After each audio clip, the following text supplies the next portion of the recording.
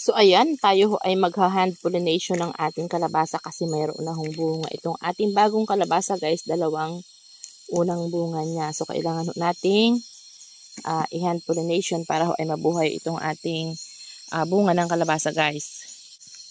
So ayan, andito ho yung bunga ng ating kalabasa. In fairness guys, iba yung lalaking bulaklak at saka dito sa babaeng bulaklak. Ayan, so bilog siya guys. Ayan.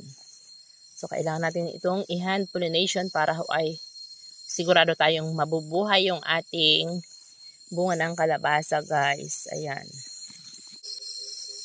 Tapos dito, mayroon pang isang bunga. Ayan. So, ay, hindi pala dalawa. So, eto. Kala ko babae, guys. Lalaki pala. Tapos, eto pa, guys. Lalagyan pa natin yung isa. Tanggalan na natin ng bulaklak sa gilid. Ayan. Ibang klase itong bulaklak. Kala ko babae.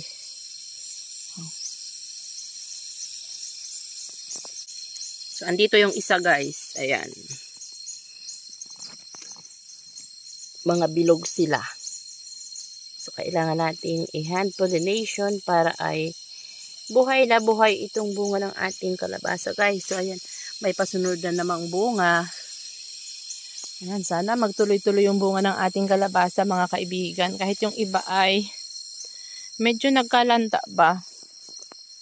So ayan so nagtanim ako ng panibago para may pasunod ulit. Ayan.